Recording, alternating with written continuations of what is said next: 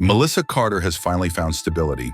She has a loving husband, Adam, a charming 5-year-old daughter, Sofia, and a promising career as a financial analyst. After sending her daughter camping with her grandparents, she receives a seemingly innocent selfie, but zooming in on the photo transforms a family getaway into a nightmare.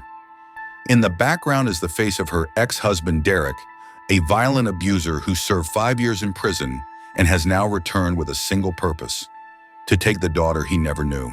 Now blackmailed by the ghosts of her own past and facing the threat of losing her daughter forever, Melissa must uncover her ex-husband's dark secrets, including the suspicious death of his first wife and his perverted relationship with his supposed sister, before he disappears with Sofia forever. Before we begin, write in the comments where you're listening to our stories from. Subscribe to our channel, it's free, and you can always change your mind. Enjoy the story. The afternoon sunlight filtered through the half-drawn blinds in Melissa Carter's home office, creating golden stripes across her keyboard. She stared at the spreadsheet on her screen, the numbers blurring together as her focus waned. The promotion she'd been working toward for months depended on this report, due tomorrow, but her mind kept drifting. "This isn't working," she muttered, shoving away from her desk. The house felt unnervingly quiet without her 5-year-old daughter Sofia's animated chatter and endless questions. Sofia was spending 3 days camping with Melissa's in-laws, Eleanor and Richard. It was the longest they'd been apart since she was born. Melissa wandered into the master bathroom, opening the medicine cabinet. Her fingers trembled slightly as they reached for the orange prescription bottle tucked behind the mouthwash. "Melissa, don't!" She jumped at her husband Adam's voice. He stood in the doorway, his expression a mixture of disappointment and concern. His dark hair was disheveled from running his hands through it, a habit when he was worried. "I know what you're thinking," he said softly. "But you promised. 4 months clean, remember?" Melissa's hand hovered near the bottle. "I can't focus, Adam. This report is due tomorrow, and I haven't written a single coherent paragraph." Her voice cracked. "Just one pill to help me concentrate." Adam gently took her hand and lowered it from the cabinet. "If you take one now, you'll take another tomorrow. Then we're back to square one, and those therapy sessions we've been going to every week will have been for nothing." Her shoulders slumped as she closed the cabinet door, catching another glimpse of her tired face in the mirror. "I know you're right. She trailed off, uncertain how to explain the anxious energy coursing through her. "You're worried about Sofia," Adam said, leading her back to their bedroom and sitting beside her on the edge of the bed. "That's what this is really about, isn't it?" Melissa nodded, feeling slightly embarrassed at being so transparent. "This is the longest she's been away from us. 2 nights was already pushing it, but 3? And we've only heard from them once since they left yesterday morning." "Eleanor and Richard have taken her camping plenty of times before," Adam reminded her, his voice gentle but firm. "They're experienced. They've toured half the country in that RV." "Yes, but never for 3 nights with a 5-year-old, Melissa insisted. "And your parents aren't exactly young anymore." Sofia's full of energy. "What if she wanders off while they're napping? What if we trust that my parents, who raised me and my 2 siblings without major incident, can handle one kindergartner for 3 days?" Adam interrupted with a slight smile. He massaged her tense shoulders, his strong fingers working at the knots. "Remember why they offered to take her in the first place?" Melissa sighed. "So I could finish this project and possibly land the promotion." "Exactly. My parents adore Sofia, and they wanted to give you this time to focus. They're probably having the time of their lives showing her all the camping tricks they've picked up over the years." As Adam continued the massage, Melissa felt some of the tension ebbing away. He was right, of course. Eleanor and Richard were experienced campers who doted on their only granddaughter. "You know," Adam said with a playful tone, leaning closer to her ear, "if you finish your work early, we might actually get some alone time. When's the last time we had the house to ourselves for more than a few hours?" Despite her anxiety, Melissa found herself smiling. "You make a compelling argument." She nodded, taking a deep breath. "You're right. I'm sorry for trying to take the medication. 4 months is the longest I've gone without it, and I don't want to break that streak." She stood up, squaring her shoulders with renewed determination. The pills would stay in the cabinet where they belonged. She had promises to keep to Adam, to her therapist, and most importantly, to herself. With Adam by her side, she walked out of the bathroom, leaving the pills behind. Back in the bedroom, Melissa's phone chimed with a notification. She hurried to the bedside table where it was charging and saw a new message from Eleanor. "It's from your mom," she told Adam eagerly, opening the chat. A blurry selfie appeared on the screen alongside a string of nonsensical letters. Melissa couldn't help but chuckle. "Look at this," she said, showing Adam the phone. "Sofia's learning how to take selfies now." Adam peered over her shoulder and laughed. "Kids these days and technology. She's only 5 and already more tech-savvy than my parents." The picture was partially blurred, but Melissa could make out a campsite in the background. More importantly, Sofia's grinning face was visible, her blonde curls wild around her cherubic face. She looked happy and safe, which eased some of Melissa's anxiety. She was about to call back when another picture arrived.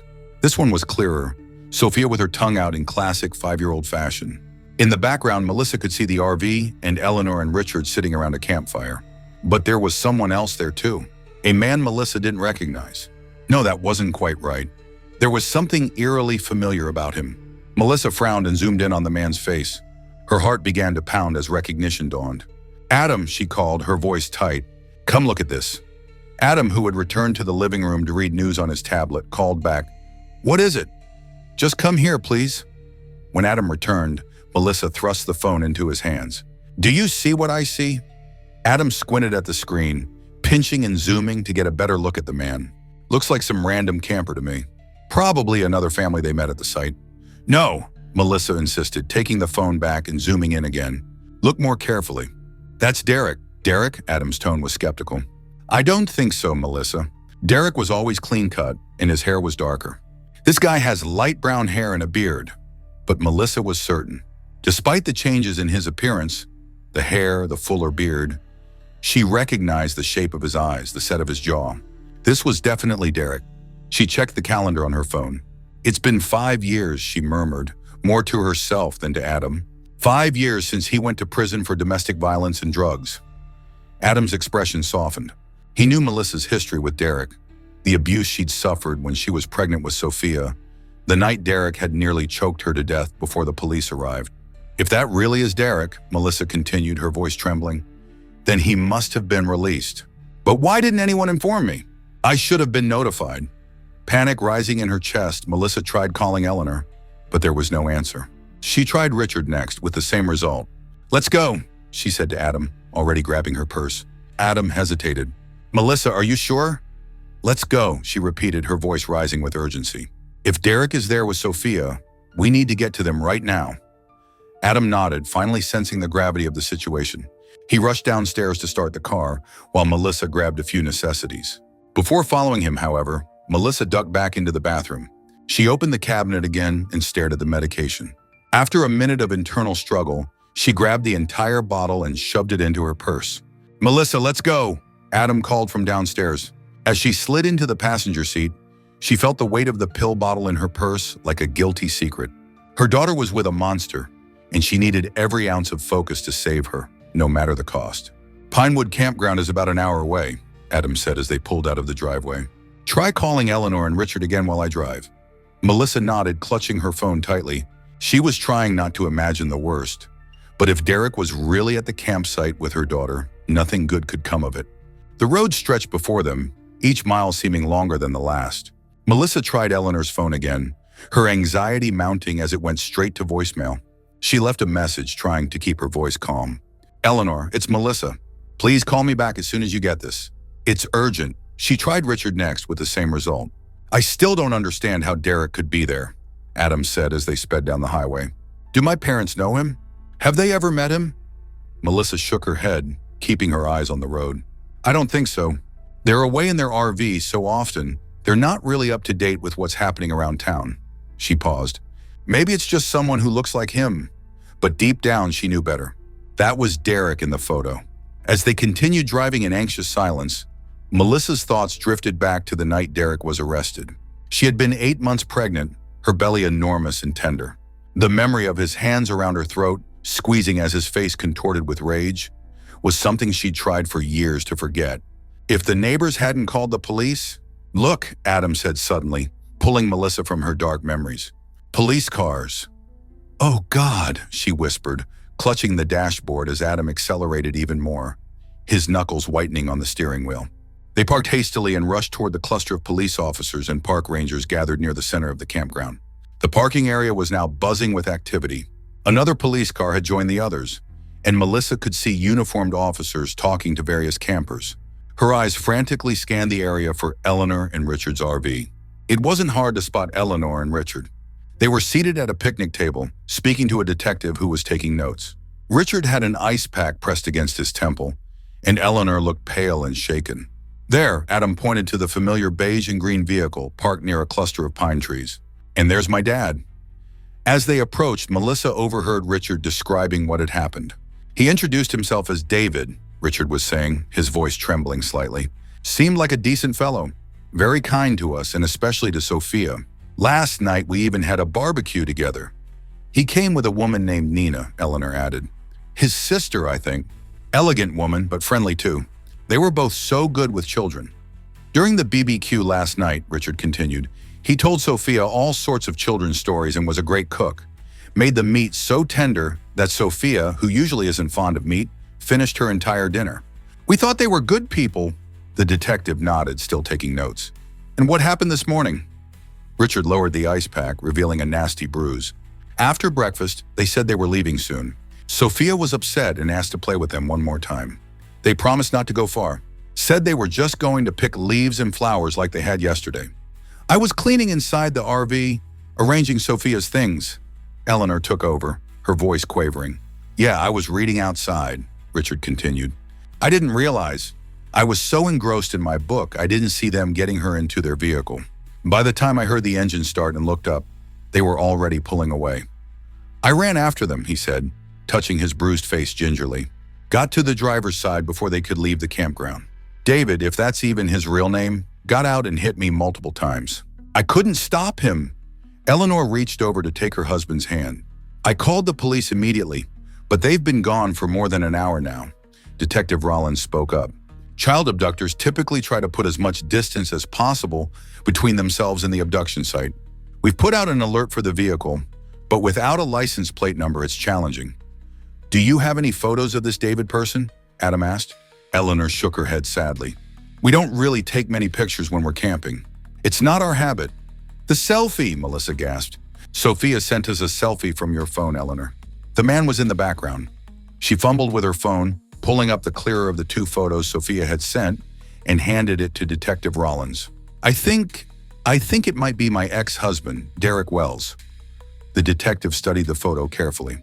Why would you think your ex-husband would take your daughter? Melissa took a deep breath, aware of all eyes on her. Derek went to prison 5 years ago for domestic violence and drug possession. I was 35 weeks pregnant with Sofia when she swallowed hard, when he assaulted me. I nearly died. If the police hadn't arrived when they did, she pulled up an old photo of Derek from social media and showed it to the detective. The man in Sofia's selfie looks different. He has a beard now, and he's heavier, but I'm almost certain it's him. Detective Rollins compared the two photos thoughtfully. There are similarities, though it's hard to be 100% certain with the quality of the image and the changes you mentioned. If this is indeed your ex-husband, Mrs. Carter, it would make sense that he's targeting his biological child. Another officer approached their group, speaking quietly to Detective Rollins before addressing them all. We've spoken with other campers and the campground manager. Several people reported seeing a vehicle matching the description heading toward town, not up the mountain as we initially thought. Melissa's phone suddenly vibrated, displaying an unknown number. She dismissed it, assuming it was a marketing call. But when it immediately rang again, she reconsidered. Excuse me, she said to the detective. I need to take this call. Melissa stepped away from the group, finding a quiet corner near a cluster of pine trees. Her hand trembled as she answered the call. Hello? Keep your voice down and listen carefully, the voice on the other end said, sending a chill down Melissa's spine. It was unmistakably Derek. In the background, she could hear Sofia chattering excitedly about something. Derek, she whispered, her free hand curling into a fist. Yuri, what have you done? Where's Sofia? She's fine, he replied, his tone eerily calm. She's having the time of her life, actually. Aren't you, sweetheart? His voice became slightly distant as he presumably turned to speak to Sofia. Melissa heard her daughter's cheerful reply, the innocent sound nearly breaking her. Derek, please, she pleaded quietly. Don't do this. She doesn't even know you. That's exactly the problem, isn't it? His voice hardened. My own daughter doesn't know me. 5 years of her life gone. Time I'll never get back. You have no right. I have every right. I'm her biological father, he snapped, cutting her off. Now listen closely. I don't want to hurt Sofia. I didn't take her to harm her. I just want to talk. You and me, we have unfinished business. Melissa glanced back at the group huddled around Detective Rollins. Adam was watching her, concern etched across his face. Why should I believe you? She snapped. You took my daughter. You knew she'd be here with my in-laws. You planned this, didn't you? Because if you don't come alone, if you tell the police or that husband of yours about this call, I'll make sure everyone knows exactly what kind of mother you really are. His voice lowered dangerously. I'll tell them everything, Melissa. Every dirty little secret. Her blood ran cold. What are you talking about? You can't threaten me. The police won't believe anything you say. Derek let out a humorless laugh. Won't they? Have you forgotten what you did? Cheating on me with Adam while you were pregnant? The amount of alcohol and drugs you consumed even though you knew you were carrying our child? Or how about the money you stole from your company to feed your addiction? Melissa's legs nearly gave out. She leaned against a nearby tree for support, making sure she was still out of earshot from the others. That's all in the past, she said, trying to keep her voice steady. Adam and I got help. We've been clean for 4 months. And for 4 whole months, Derek mocked. Congratulations. But those company funds you embezzled? That little accounting trick that got 3 innocent employees fired? That doesn't just go away, Melissa. She closed her eyes, shame and fear battling within her. What do you want, Derek? I told you. I want to talk. Meet me at the Bluebird Diner in Oak Ridge. You know it. My sister owns it. Come alone. Bring Sofia's documents, birth certificate, medical records, everything. Why would I bring her documents? Melissa asked, suspicion rising. You'll understand when you get here. And Melissa, don't make me wait. Don't call this number back and don't try anything clever. Remember what's at stake. The line went dead. Melissa tried immediately to call back, but as Derek had warned, the number was already disconnected. She stared at her phone, mind racing through impossible options. If she told the police about the call, Derek might follow through on his threat. The embezzlement had happened over 5 years ago, but the statute of limitations hadn't expired. She could face criminal charges, lose her job, lose custody of Sofia, everything she'd worked so hard to build. But if she went alone, was she walking into a trap? What did Derek really want after all this time? Taking a deep breath to compose herself, Melissa returned to the group. Adam immediately moved to her side. Who was that? He asked. You were on the phone for a while. Melissa's mind raced for a plausible lie. It was from the office, she said, avoiding his gaze. They're demanding that report I was supposed to email them. They're not happy with the delay? Adam looked skeptical but didn't press the issue. Around them, the police had cordoned off an area with yellow tape, and more officers had arrived. The detective approached them with a serious expression. We've set up roadblocks and issued an Amber Alert for Sofia. It would be best for all of you to go home and rest. We'll update you as soon as we have any information. Melissa nodded absently, her mind already formulating a plan to get away and meet Derek. I'm going to take my parents to the hospital, Adam said, putting his arm around Melissa's shoulders. Richard needs to get that head wound properly examined, and they're both pretty shaken up.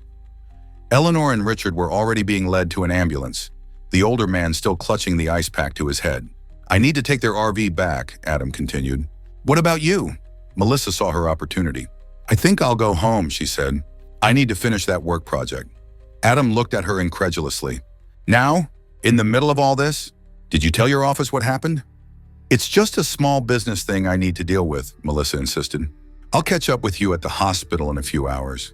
That promotion is still important, Adam. Adam frowned but eventually nodded. All right, if that's what you need to do. They said their goodbyes to the police with promises to stay in touch if there were any developments.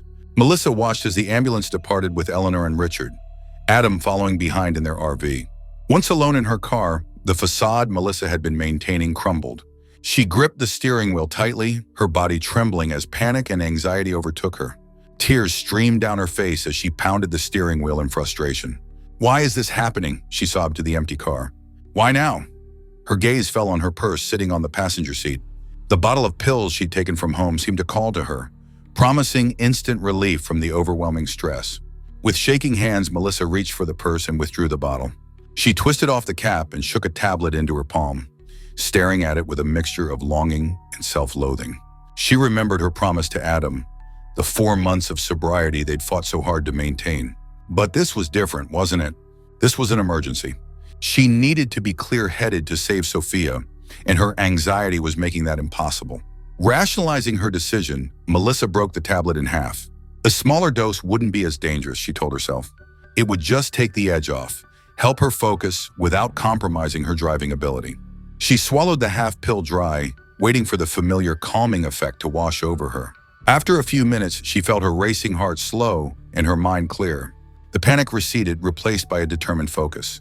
With steady hands now, Melissa started the car and pulled out of the campground parking lot, heading not for home, but for the Bluebird Diner in Oak Ridge, and a confrontation with the man who had nearly killed her once before. The Bluebird Diner sat on the corner of Main Street in Oak Ridge, its faded blue sign flickering against the darkening sky. Melissa had driven past it countless times in the 5 years since her divorce, but had never set foot inside. It had been Nina's pride and joy, purchased with family money shortly after Melissa and Derek had married. Back then, the prospect of free meals at her sister-in-law's establishment had seemed like a bonus. Now the sight of the neon Bluebird made her stomach turn. Melissa parked across the street, scanning for any sign of police presence. The area seemed calm, no indication that law enforcement had tracked Derek here. She reached for her purse, fingers brushing against the smooth manila envelope containing Sofia's documents, which she had retrieved from the lockbox at home. Beside the envelope lay the orange prescription bottle, now missing 1.5 pills. The medication was working, perhaps too well. Her anxiety had subsided, replaced by a detached sort of calm that felt artificial. Her thoughts were sharp, focused, but her emotions seemed distant, as though happening to someone else. This was precisely why she'd become dependent on these pills after Sofia was born. They made the overwhelming feel manageable. They made her feel in control when her life was spiraling. "Just get through this," she whispered to herself, checking her reflection in the rearview mirror. Her eyes were clear but ringed with dark circles. She tucked a strand of hair behind her ear and gathered her courage. The bell above the diner door jingled as Melissa entered. The place was nearly empty. 2 elderly men nursing coffees at the counter, a family of 4 finishing their dinner in a booth by the window. Country music played softly in the background. The decor was standard small-town diner fare. Blue vinyl booths, chrome-trimmed tables, black and white checkered floor. Nina appeared from the kitchen, wiping her hands on her apron. She hadn't changed much in 5 years. Still elegant in that effortless way, with her sleek, dark hair now styled in a short bob. Her eyes widened momentarily when she saw Melissa, then narrowed with contempt. "He's in the back," she said simply, gesturing toward a private room often used for small gatherings and birthday parties. "Sofia's in the playroom." "She's fine." The playroom. Melissa had forgotten about that. It was a small enclosed area at the rear of the diner, with toys and a TV, designed to keep children entertained while parents ate. It had been Nina's innovation, something that had set the Bluebird apart from other local establishments. "I want to see her first," Melissa demanded, her voice steadier than she expected. Nina shrugged. "Suit yourself." "But he's waiting." Melissa made her way through the diner, acutely aware of eyes following her. Did the regular patrons know who she was? Did they know about her past with Derek? Did they know what kind of family owned this place? The playroom was visible through a large interior window. Sofia sat cross-legged on a colorful carpet, deeply absorbed in a cartoon playing on the TV. She seemed content, unaware of the gravity of the situation. For a moment, Melissa considered grabbing her daughter and making a run for it. But then what? Derek would follow through on his threats. And what about Nina? She would certainly intervene if Melissa tried anything. With a heavy heart, Melissa turned away from the window and approached the door to the private room. She took a deep breath, clutching Sofia's documents to her chest, and entered. Derek sat at a table in the center of the room, a cup of coffee between his hands. Prison had changed him physically. His once shaved head now sported light brown hair, and a well-groomed beard covered what Melissa remembered as a perpetually clean-shaven face. He looked healthier, calmer. It was unnerving. "Melissa," he greeted her, his voice carrying the same smooth charm that had once captivated her. "It's been a long time." She remained standing, keeping her distance. "Where's Sofia?" "She's perfectly fine, as you saw for yourself," Derek assured her. "Nina will keep her entertained while we talk." "What do you want, Derek?" Melissa asked, taking a seat across from him, but maintaining a careful distance. Derek leaned forward, his eyes never leaving hers. "I want to discuss an arrangement with you. It's quite simple, really. I want you to tell Sofia the truth, that I'm her father. I want joint custody." "That's absurd," Melissa exclaimed. "You can't just show up after 5 years and expect—" "You would still get to see her," Derek interrupted smoothly. Mayorar weekends. Holidays. I'm not unreasonable. You get to continue your life with Adam, the man you cheated with while you were still with me. And I get to be part of my daughter's life. It's fair considering the circumstances. And if I refuse, Melissa challenged, though she already knew the answer. Then I report everything you did to the police, Derek said simply. The drug use during pregnancy. The embezzlement from your company. You'd lose Sofia anyway, but you'd also end up in jail. Melissa's rage bubbled to the surface. You did all those things too, Derek. You took drugs alongside me. You never tried to stop me, even though you knew I was pregnant. We were both terrible, both not ready for a baby. The difference, Derek replied calmly, is that I didn't steal thousands from my company and I didn't cheat on you. The accusation stung because it contained a kernel of truth. Melissa had been 2 months pregnant when she first slept with Adam. But it wasn't as simple as Derek made it sound. Nothing ever was with him. Please, Melissa begged, her anger giving way to desperation. I don't take illegal drugs anymore. I've been through therapy. I have prescribed medication now, and I haven't even taken that for 4 months. Derek raised an eyebrow. Just 4 months? After 5 years? So you were still taking drugs while caring for our baby? The medication was prescribed, Melissa insisted. My therapist said it was safe. I only took it after Sofia was asleep, and I always dumped my milk afterward when I was breastfeeding. In prison, I got therapy too, Derek said, a hint of pride in his voice. I've been completely clean for over 3 years now. If anyone deserves her, it's me. He leaned back in his chair, considering her. But that's beside the point. Here's what's going to happen tonight. Sofia stays with me. You tell her I'm her father, her real father. Tomorrow, you don't come to pick her up. You can visit her on Saturday. And if I don't agree, Melissa asked, though she already knew she had no real choice. Then I call the police and tell them everything about your past, Derek said simply. Your choice, Melissa. The medication in her system was making it difficult to feel the full weight of her fear and anger. Instead, she felt a cold calculation taking over. She needed time to think. Time to figure out what to do. Where would she live? Melissa asked, trying to buy herself more time. With me at my new place, Derek replied. It's a nice house, 3 bedrooms, big backyard, swimming pool. I bought it with the money my parents left me. Your parents died? This was news to Melissa. Last year. Car accident. Derek didn't seem particularly broken up about it. His relationship with his parents had always been strained at best. They had disapproved of his marriage to Melissa, seeing her as beneath their social station, but had nonetheless provided him with a substantial trust fund that had fueled both of their addictions. I'm sorry, Melissa offered, unsure why she was extending sympathy to the man threatening to take her daughter. Derek shrugged. It happens. The important thing is that I have the means to provide Sofia with a good life now, better than what you and Adam can offer on your combined salaries. He was right about that. Adam worked as a high school English teacher, and Melissa's position as a financial analyst at a small firm paid modestly. They lived comfortably but not lavishly. Derek, with his inheritance, could give Sofia material advantages they simply couldn't match. But money wasn't everything, and Melissa knew that better than most.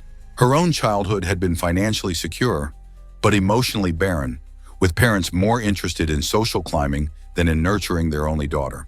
It was part of what had drawn her to Derek in the first place, his apparent lack of concern for social norms, his rebellious spirit.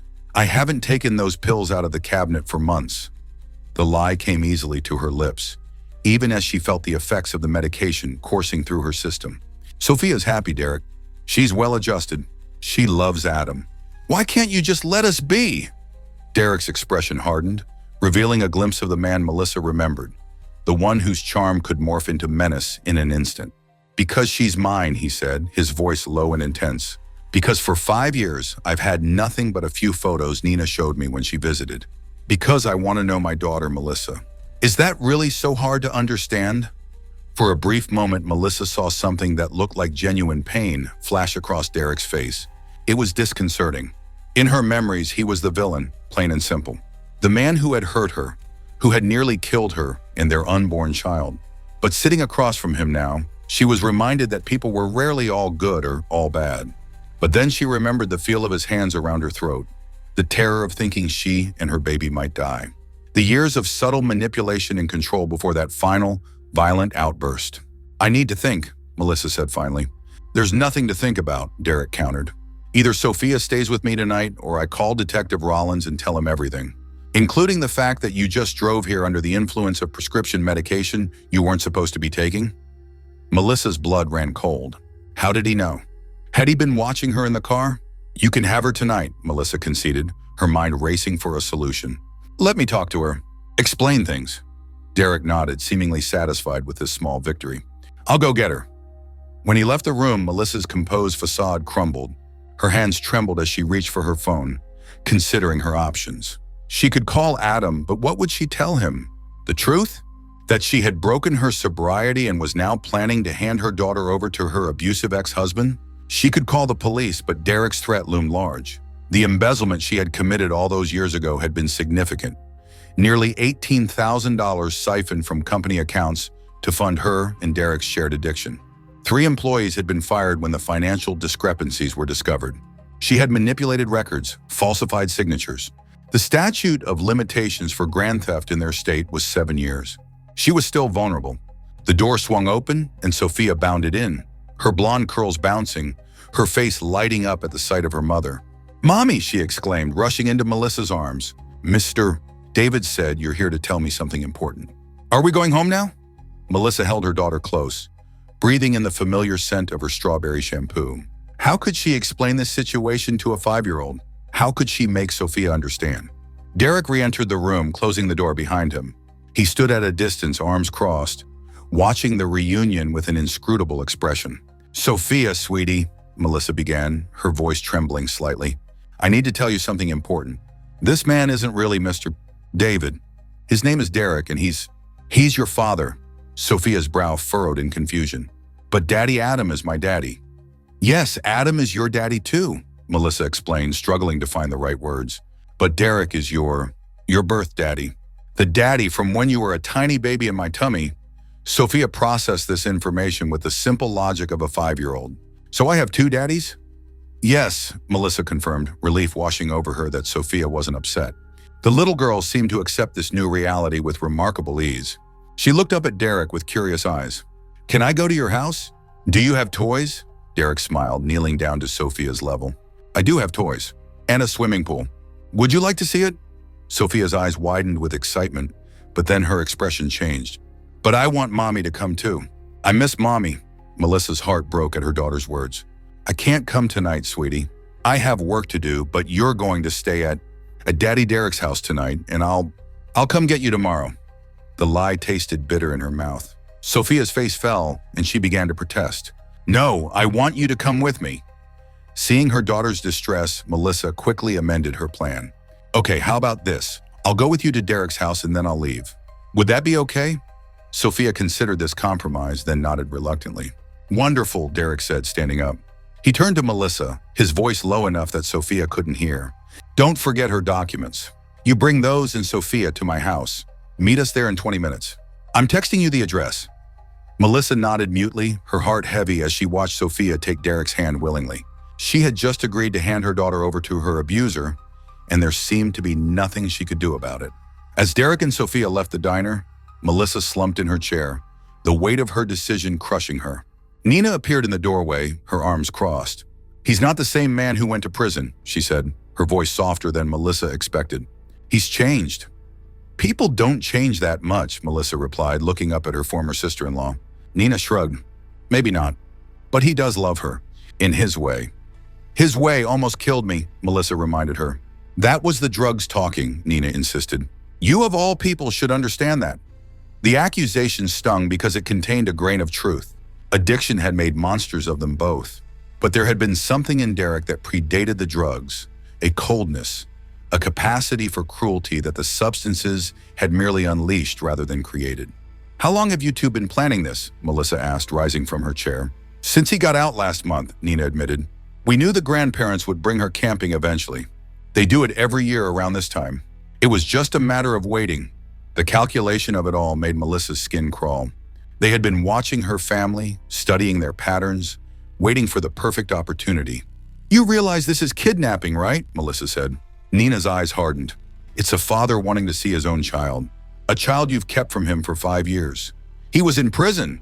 And before that, the 3 months between his arrest and the trial, You never brought Sofia to see him. Not once. Melissa hadn't. She had been too afraid, too traumatized by what had happened. And after the trial, once Derek was sentenced, she had been all too happy to leave that chapter of her life behind. I did what I thought was best for Sofia, Melissa said firmly. And now Derek is doing what he thinks is best, Nina countered. You just don't like being on the other side of it. There was some truth to that too. Melissa had made unilateral decisions about Sofia's relationship with her biological father. Now Derek was attempting to do the same. You should go, Nina said, glancing at her watch. He doesn't like to be kept waiting. You remember that, don't you? Melissa did remember. Derek's impatience had been legendary. His anger when made to wait frequently disproportionate to the offense. It was one of the many red flags she had ignored during their marriage. One more thing, Nina added as Melissa gathered her purse and the manila envelope. Don't try anything stupid. Derek has changed in many ways, but he's still not someone you want to cross. Especially not when it comes to Sofia. The warning was delivered casually, but Melissa heard the threat beneath the surface. She nodded once, then left the diner, the bell above the door jingling with false cheeriness as she stepped into the cool evening air.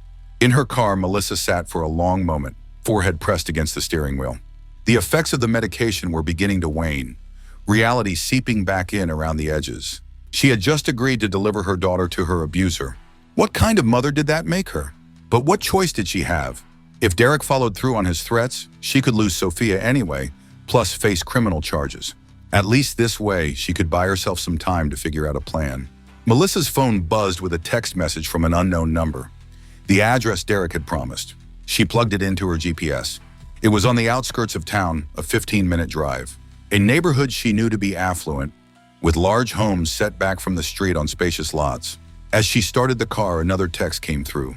This one from Adam. At hospital with parents. Richard has mild concussion but will be fine. Any news on Sofia? Call me, guilt washed over her. She should tell Adam what was happening. He deserved to know. But if she did, he would insist on calling the police. And then Derek would follow through on his threats. She couldn't risk it. No news yet, she texted back. We're going to keep looking. We'll call when I can. Another lie to add to the growing pile. How many more would she tell before this night was through? As Melissa pulled away from the curb, she caught sight of Nina watching her from the diner window. The woman's expression was unreadable, but Melissa felt a chill run down her spine nonetheless. She had the distinct feeling that she was driving into a trap, but saw no alternative but to spring it in hope she could find a way out.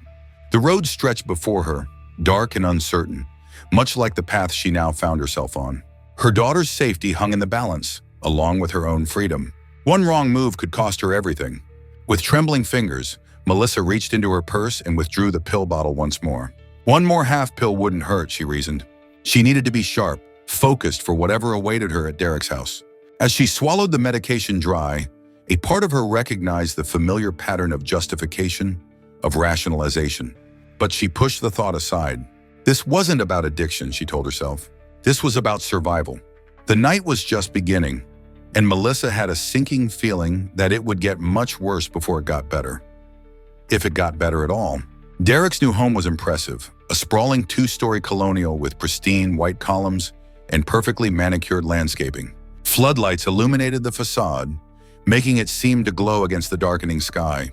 The driveway curved gracefully to a 3-car garage, where Melissa could see a sleek black SUV parked, undoubtedly the vehicle used to take Sofia from the campground.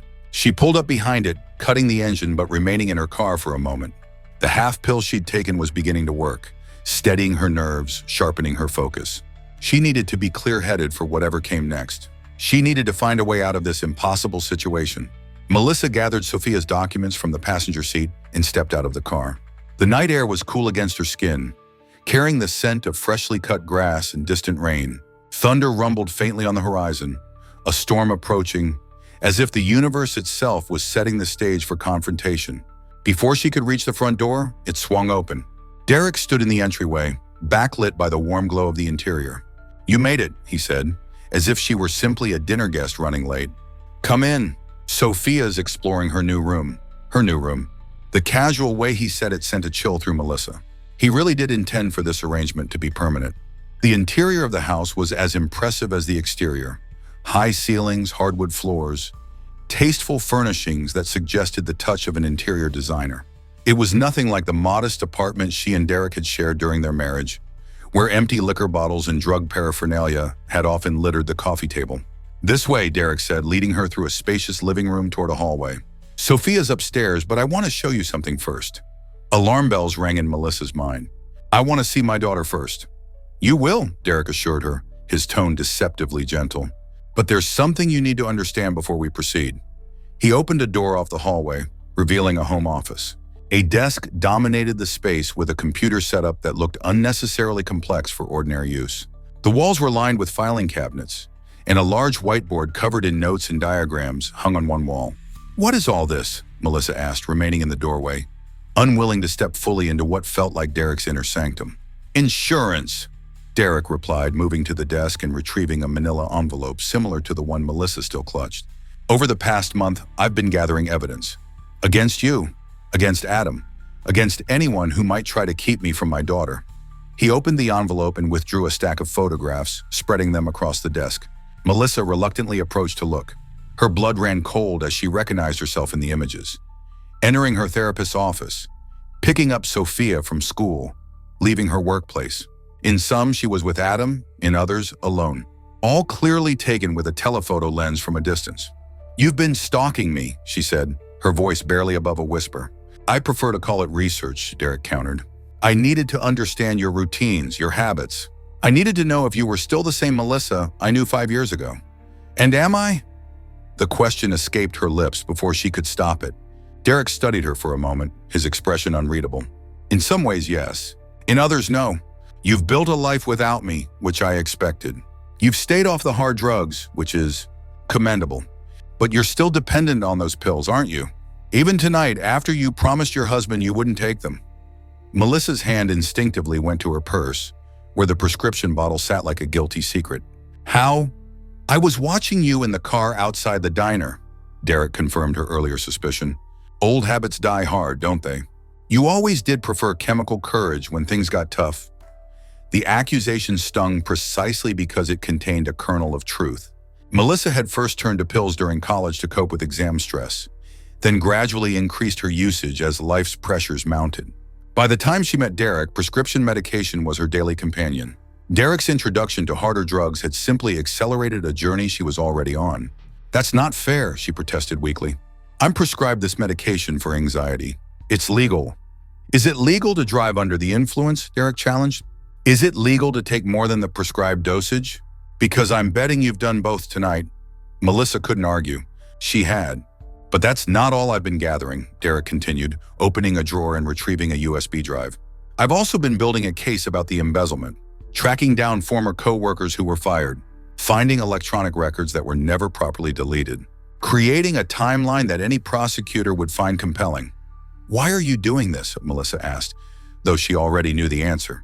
"Because I want my daughter," Derek replied simply.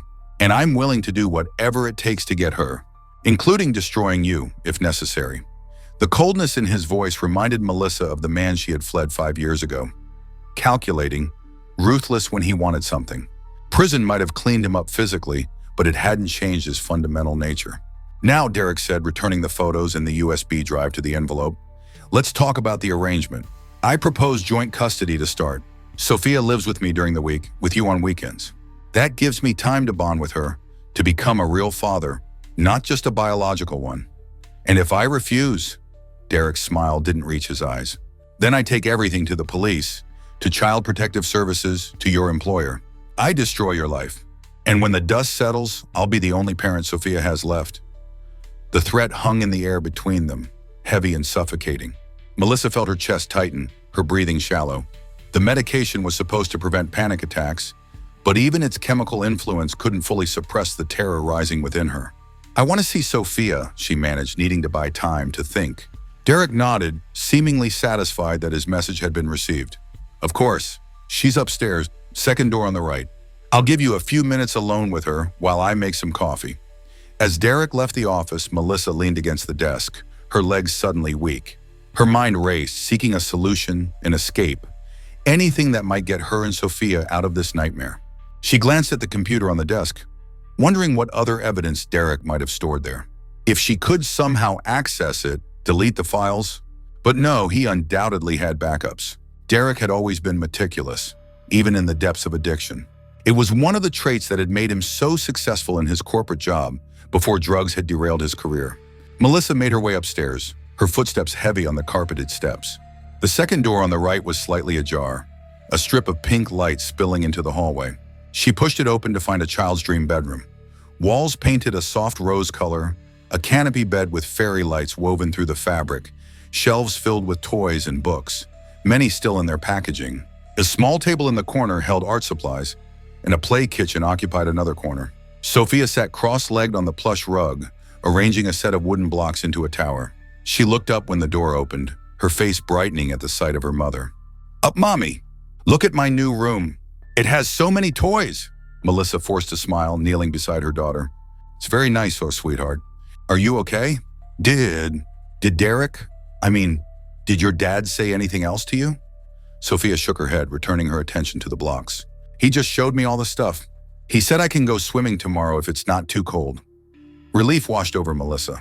Despite his threats and manipulations toward her, Derek seemed to be treating Sofia well, at least for now. That bought her some time. "Sofia, honey, listen to me," Melissa said, lowering her voice.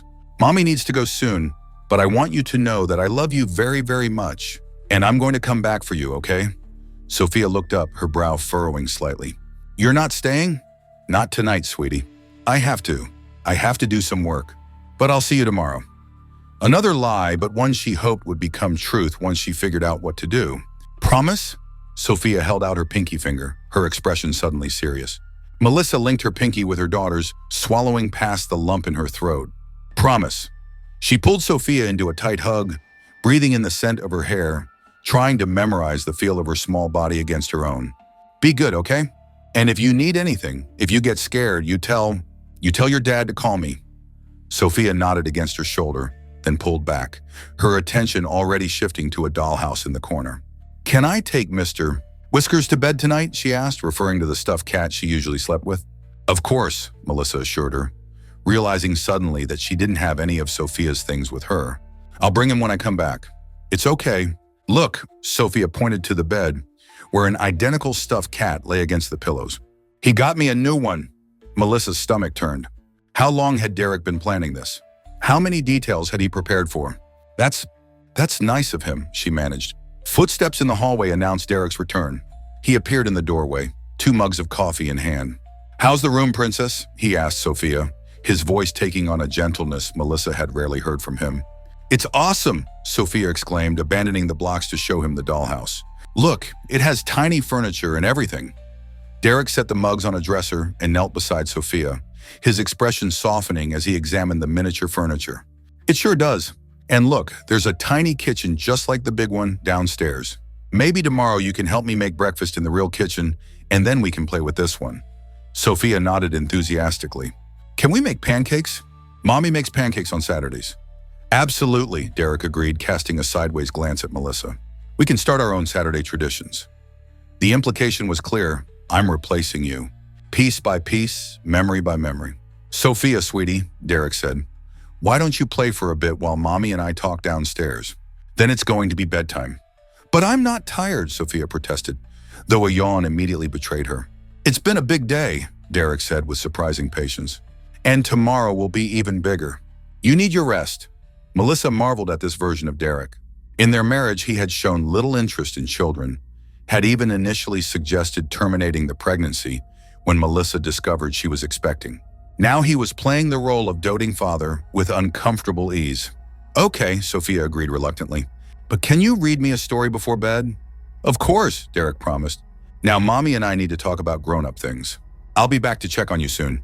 He gestured for Melissa to follow him, retrieving the coffee mugs as he left the room. She kissed Sofia's forehead, murmuring another promise to see her soon, then followed Derek downstairs to the kitchen, a gleaming expanse of marble and stainless steel that looked barely used.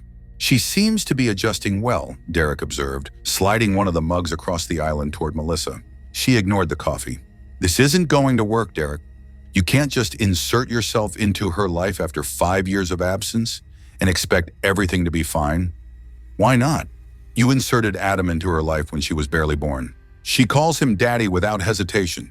Children are adaptable, Melissa. You know that. It's not the same thing, isn't it? Derek sipped his coffee. The only difference is that you chose Adam as her replacement father. You didn't give me any say in the matter. You lost any say when you tried to strangle me while I was 8 months pregnant with her, Melissa snapped, her anger finally breaking through the medication-induced calm. Derek had the decency to look momentarily ashamed. I was in a bad place then. The drugs. Don't, Melissa cut him off. Don't blame it all on the drugs. You were controlling and manipulative long before that night. The drugs just removed your inhibitions. They revealed who you really are. And who are you, really? Derek countered. The devoted mother? The loving wife? The woman who stole from her company and blamed innocent colleagues? The woman who just broke her sobriety promise because things got tough? We all have darkness in us, Melissa. The difference is, I've faced mine. I've paid for my crimes. Have you? The question hung between them, unanswerable because it struck too close to home. Melissa hadn't faced legal consequences for her actions, but she had paid in other ways. In shame, in the constant fear of discovery, in the exhausting vigilance of recovery. I'm clean now, she said finally. I've built a good life for Sofia. A stable home. With those pills in your purse? Derek raised an eyebrow. How stable are you, really? Melissa's hand went instinctively to her purse strap. That's different. I needed them tonight because of the situation you created. Tell yourself whatever you need to, Derek shrugged. But know this, I've changed. Not just on the surface. I did the work in prison. Therapy, anger management, addiction counseling. I'm not the same man who hurt you. Then prove it, Melissa challenged. Let me take Sofia home tonight. Show me you've really changed by thinking of her needs instead of your own. Derek laughed, a hollow sound that echoed in the spacious kitchen. Oh, nice try, but Sofia stays here. I've waited 5 years for this night, for the chance to be her father. I'm not letting that go because you suddenly feel guilty. This isn't about guilt, Melissa insisted. It's about what's best for Sofia. She needs consistency, familiarity. She's 5 years old, Derek. You can't just uproot her entire life overnight. I'm not uprooting her entire life, Derek countered. I'm simply adding to it. She'll still see you. She'll still go to the same school. The only difference is that she'll come home to a different house, to a father who wants to be part of her world. Melissa shook her head, frustration building. You don't understand what she needs because you haven't been there. You don't know her favorite bedtime story, or that she's afraid of thunderstorms, or that she needs her stuffed cat positioned just so, or she can't sleep. You don't know that she hates the crusts on her sandwiches, but loves the crusts on pizza. You don't know her, Derek. And whose fault is that? Derek's calm veneer cracked slightly, anger flashing in his eyes. Who kept me from learning those things? Who denied me the chance to know my own daughter? You did, Melissa shot back, when you chose drugs over your family. When you put your hands around my throat and squeezed until I nearly lost consciousness. You made that choice, Derek. Not me. For a moment, they stared at each other across the kitchen island, the weight of their shared history pressing down on them. Then Derek seemed to gather himself, the anger receding behind the mask of control. That's in the past, he said finally. We can't change it. What matters now is moving forward, finding a way to coexist for Sofia's sake. Melissa saw an opening. If you really believe that, then let's take this slowly. Let Sofia come home with me tonight and we'll schedule regular visits. You can get to know her gradually on her terms. That's what would truly be best for her. Derek shook his head. No, I've waited long enough. And honestly, Melissa, you're not in a position to negotiate here. I have leverage. You don't. As if to emphasize his point, he pulled out his phone, tapping the screen a few times before turning it to show her. On the display was an audio recording app with a file labeled Melissa Confession prominently displayed. What is that? She asked, though she feared she already knew. Insurance, Derek replied. I recorded our entire conversation at the diner. You admitted to embezzlement, to unauthorized use of prescription medication, to driving under the influence. If you force my hand, I won't hesitate to use it. Melissa's heart sank. She hadn't noticed him recording their conversation, had been too focused on Sofia, on the shock of seeing him after all these years. That's illegal, she protested weakly. You can't record someone without their consent. In this state, only one party needs to consent to a recording, Derek informed her smugly. I consented. That makes it perfectly legal evidence. He was right, and Melissa knew it. The realization that she was truly trapped sent a wave of despair washing over her. Now, Derek continued, putting his phone away, here's what's going to happen. You're going to leave those documents you brought, say goodnight to Sofia, and go home to your husband. Tomorrow morning, you'll tell him the truth, that I'm back in Sofia's life, and we're working out a custody arrangement. You'll make it sound like it was your idea, like you're being the bigger person. And then on Monday, we'll meet with our lawyers to formalize everything. And if I don't agree, then by tomorrow afternoon, Detective Rollins will have this recording along with all the evidence I've gathered about your past crimes. Derek's voice was matter-of-fact, as if discussing the weather rather than the destruction of her life. Melissa felt the walls closing in around her. She had no leverage, no way out. Derek had planned this meticulously, had thought of every contingency. She was outmaneuvered. Can I at least bring her some of her things tomorrow? She asked, her voice small. Her favorite blanket, some clothes, Mr. Whiskers? Derek considered this, then nodded. That would be fine, but come alone. If Adam or anyone else shows up with you, the deal's off. What about your sister? Will she be around Sofia too? Nina has her own life, Derek said dismissively. She helped me because she believes I have a right to know my daughter. But she won't be involved in Sofia's day-to-day life. That at least was some relief. Melissa had never trusted Nina, even before discovering the true nature of her relationship with Derek. I'd like to say goodnight to Sofia now, Melissa said, her body feeling heavy with defeat. Derek nodded. Go ahead. I'll wait here. Melissa climbed the stairs again, her mind racing. There had to be a way out of this, some angle she hadn't considered. But for now, she needed to keep Derek believing she was complying, at least until she could formulate a plan. She found Sofia still playing with the dollhouse, though her movements had grown sluggish with fatigue. When she saw Melissa, she abandoned the toys and ran to her, wrapping her small arms around her mother's legs. Are you leaving now? She asked, looking up with wide, trusting eyes. Melissa knelt down to her level, smoothing Sofia's curls away from her face. Yes, sweetie. It's time for you to go to bed, and I need to go home. But I'll see you tomorrow, okay? With Mr. Whiskers? With Mr. Whiskers, Melissa confirmed, her throat tight. And your purple blanket and some of your clothes and toys. Sofia nodded, apparently satisfied with this promise. And then will we go home? The question pierced Melissa's heart. How could she explain to a 5-year-old that home was now a complicated concept, that forces beyond her control were reshaping their family? We'll talk about that tomorrow, she said instead. Right now, I want you to be a good girl for your dad, okay? Do what he tells you and go to sleep when he says it's time. Okay, Sofia agreed easily, with the adaptability of childhood. But I still want my story first. Of course, Melissa managed a smile. Everyone needs a bedtime story.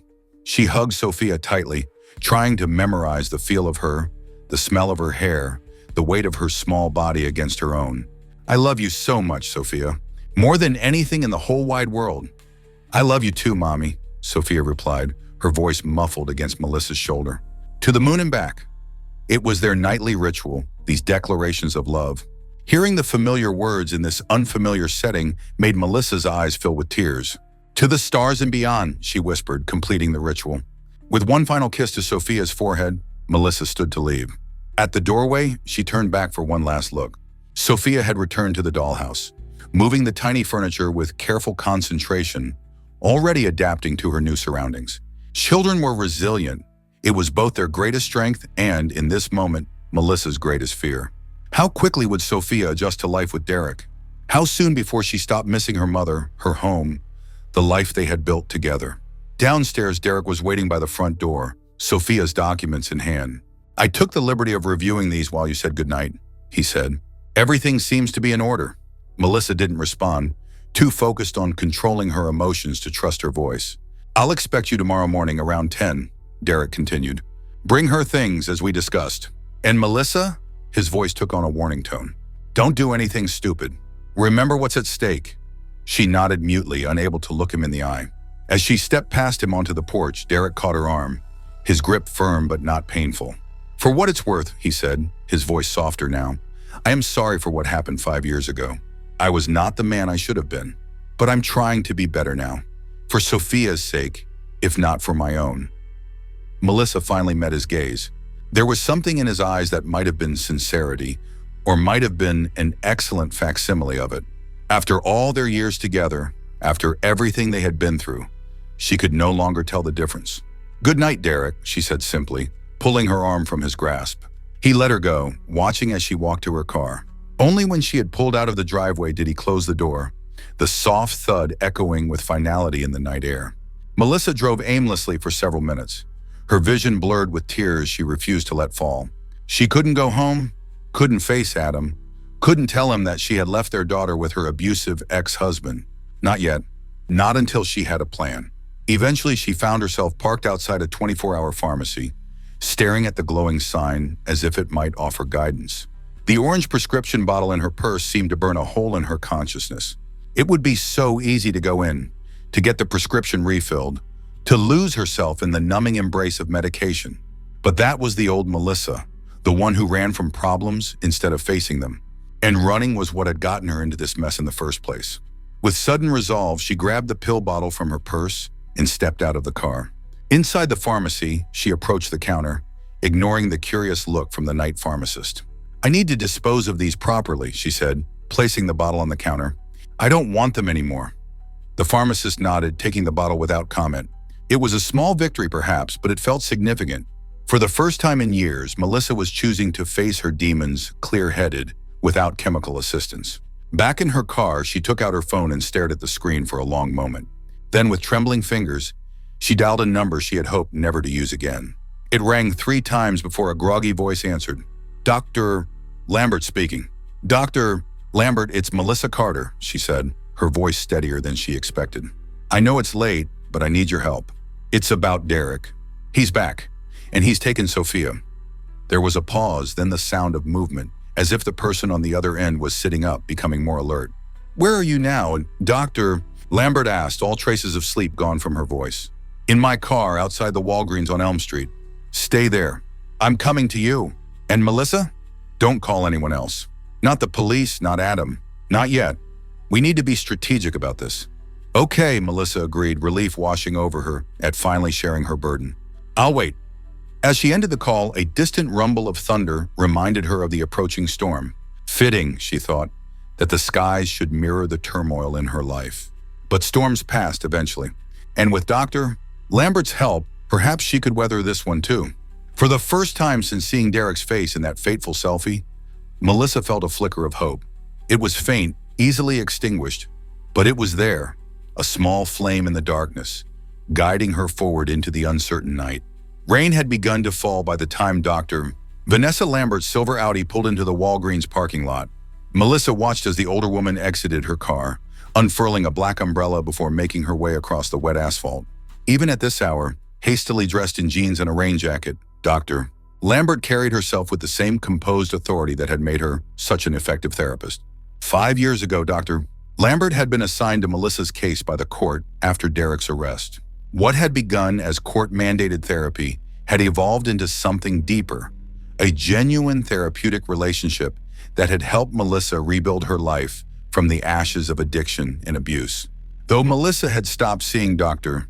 Lambert professionally 2 years earlier, they had maintained occasional contact, especially during times of crisis. Like now, Melissa unlocked the passenger door and Dr.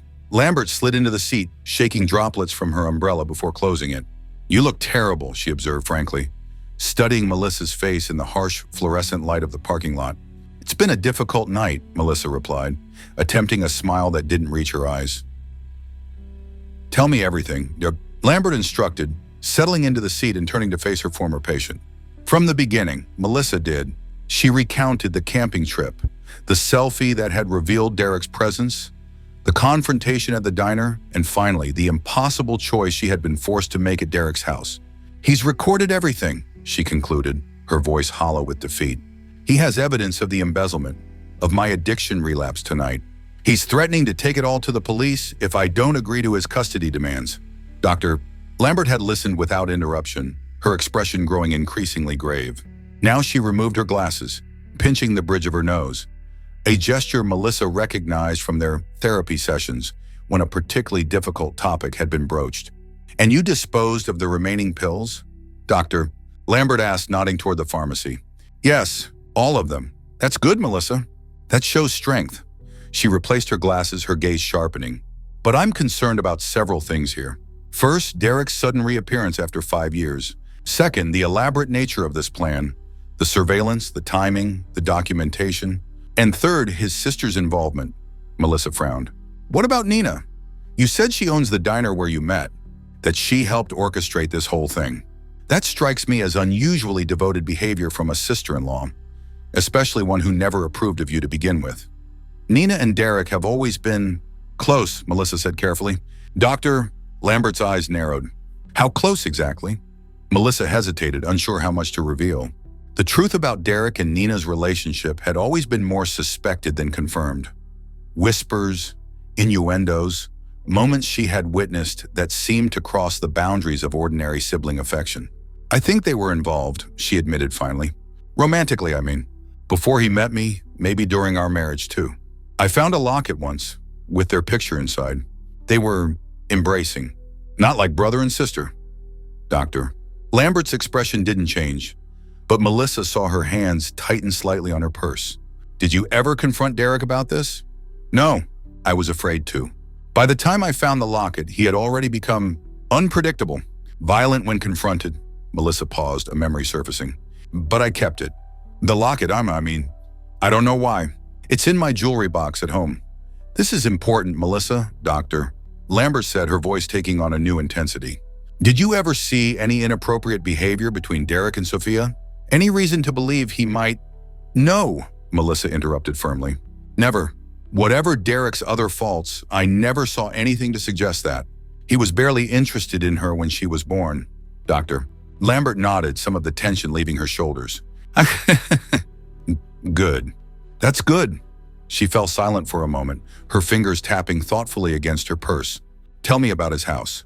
The setup. Was Sofia's room near his?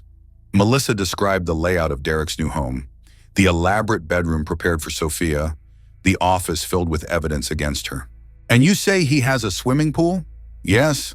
He mentioned it to Sofia, promised she could use it tomorrow. Doctor. Lambert nodded again, as if confirming something to herself. Melissa, I need to tell you something.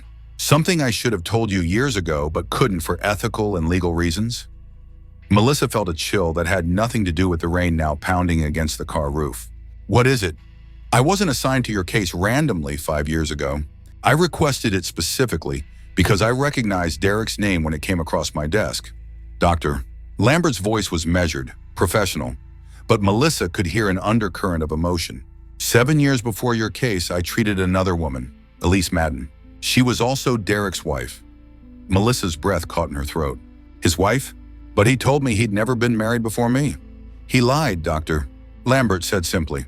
Elise and Derek were married for 3 years. She came to me initially for depression and anxiety, but as our sessions progressed, it became clear she was being abused. The pattern was almost identical to what you later described. Initial charm, followed by control, isolation, and eventually violence. What happened to her? Melissa asked, though something in Dr. Lambert's tone made her dread the answer. She drowned, Dr. Kerr, Lambert replied, her voice tight with old grief. In their backyard pool? Derek reported it as an accident, said she had been drinking, fell in, and he found her too late.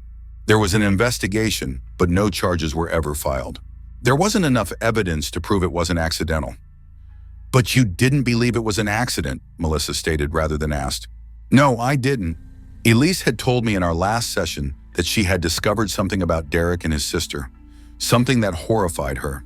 She was planning to leave him, to take evidence she had gathered to the police. 3 days later, she was dead. The rain seemed to grow louder in the silence that followed this revelation. Melissa felt as if the ground had shifted beneath her, altering the landscape of her past and present. Why didn't you tell me this before? She asked finally, unable to keep the accusation from her voice. I couldn't, Doctor. Lambert replied, her expression pained. When you first came to me, you were my patient, and Elise's case was confidential. Later, when our therapeutic relationship ended, I considered telling you, but Derek was in prison. He wasn't a threat. I hoped he would serve his full sentence. That by the time he was released, you and Sofia would be established enough in your new life that he wouldn't be able to touch you. Well, you were wrong, Misri, Melissa said, a flare of anger cutting through her fear. He's out and he has my daughter. I know, Doctor, Lambert acknowledged, and I'm sorry. But knowing this now gives us an advantage. We understand what Derek is capable of in a way that the police, The courts don't yet. What are you suggesting? Melissa asked, a hint of wariness in her voice.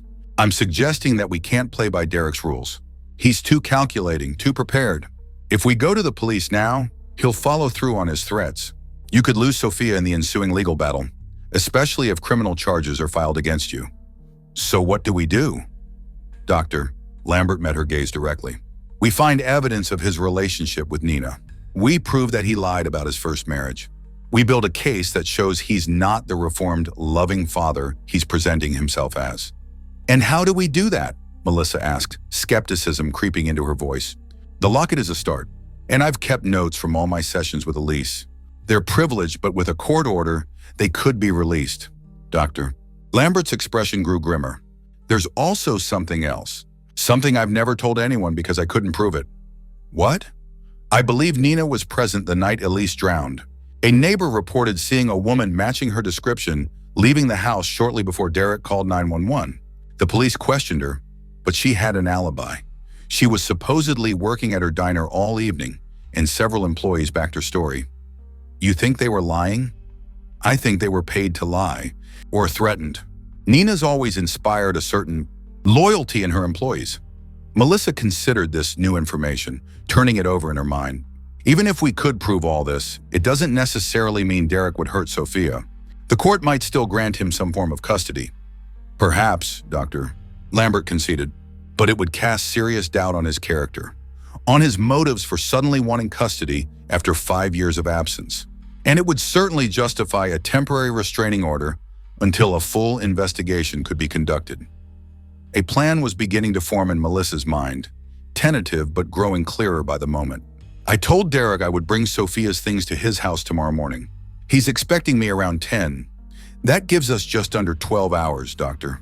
Lambert calculated, checking her watch. Not much time, but it might be enough. First, we need to retrieve that locket. Then we need to talk to Adam.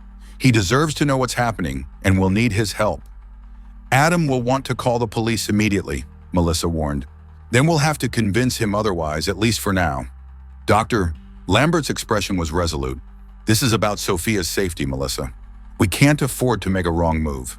Melissa nodded, determination replacing the despair that had consumed her earlier. Where do we start? At your house. We get the locket, we talk to Adam, and we form a plan. Doctor, Lambert paused, her expression softening slightly. How are you holding up? Really? I'm scared, Melissa admitted. But clearer now, stronger than I was an hour ago. Good. Hold on to that strength. Sofia needs you to be the fighter I know you can be. As they prepared to leave the parking lot, Doctor, Lambert placed a hand on Melissa's arm. One more thing. About the pills. I'm done with them, Melissa said firmly. Whatever happens, I'm facing it sober. Doctor, Lambert nodded, a hint of pride in her eyes. That's the Melissa Carter I've come to know. Now let's go get your daughter back. The house was dark when Melissa and Dr. Lambert arrived, save for a single light burning in the living room. Adam sat on the couch, his head in his hands, his phone clutched tightly in his fingers. He looked up when the door opened, his expression cycling rapidly from relief to confusion to suspicion at the sight of Dr. Lambert. Where have you been? He demanded, rising to his feet. I've called you at least 20 times. The police have been looking everywhere for you. I thought, his voice broke. I thought he might have taken you too. Guilt crashed over Melissa in a suffocating wave. In her own crisis, she had forgotten that Adam would be worried sick, imagining the worst. I'm sorry, she began, but Adam cut her off.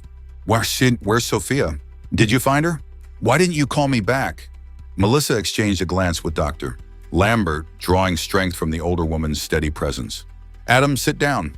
I need to tell you something, and it's going to be difficult to hear. Reluctantly, Adam resumed his seat on the couch. Melissa sat beside him while Dr. Lambert took the armchair across from them. Sofia is with Derek, Melissa began, forcing herself to meet Adam's gaze. Her biological father. He's been released from prison and he took her from your parents today. What? Adam's face paled. Why didn't you tell me this the moment you recognized him in the photo? Why aren't the police looking for him right now? Because he's blackmailing me, Melissa admitted, the words bitter on her tongue. He has evidence of things I did before we met, before Sofia was born. Criminal things, Adam. He's threatening to take it all to the police if I don't agree to his custody demands. What kind of criminal things? Adam asked, his voice carefully controlled. Melissa took a deep breath and told him everything. The embezzlement, the addiction that had begun long before they met, the pills she had taken tonight in a moment of weakness. When she finished, the silence in the room was deafening. Adam's face had gone through a kaleidoscope of emotions during her confession. Shock, anger, betrayal, concern. "Why didn't you tell me any of this before?" he asked finally, his voice rough with emotion. "I was afraid," Melissa admitted. "Afraid you wouldn't want me if you knew everything. Afraid of losing you and Sofia. So instead you lied. For years." "Yes," Melissa acknowledged, unable to offer excuses. "I lied." Adam stood abruptly, pacing the living room with agitated steps. "And now this man, this abuser, has my daughter." "Our daughter," Melissa corrected gently. "Because of secrets you kept." Adam ran a hand through his hair, his distress palpable. "We need to call the police. Now. Whatever consequences you face, we'll deal with them. Sofia's safety is what matters." "That's why I'm here, Mr. Carter." Dr. Lambert interjected, speaking for the first time since they'd entered the house. "If we go to the police now, Derek will follow through on his threats. Melissa could face criminal charges, which would severely complicate the custody situation. And more importantly, it could put Sofia at risk." Adam turned to her, his expression skeptical. "At risk how? You think he would hurt her?" "I think it's a possibility we can't dismiss, Doctor," Lambert replied evenly. "I've had professional contact with Derek Wells before, through another patient. There are concerning patterns in his behavior that suggest he might be capable of desperate actions if cornered." "What kind of patterns?" Adam demanded. "Doctor," Lambert hesitated, clearly weighing how much to reveal.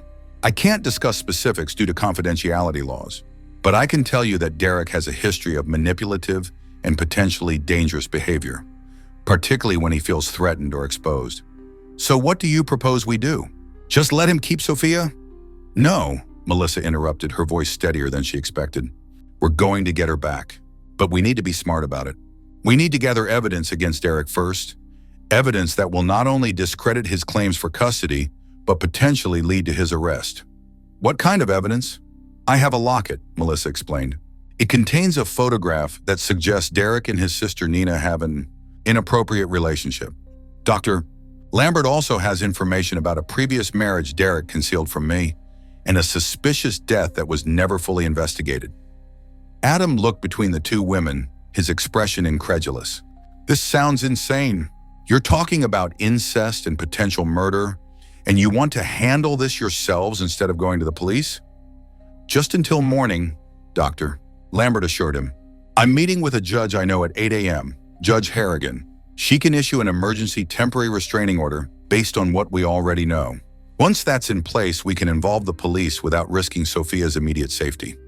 And in the meantime, Sofia stays with this monster?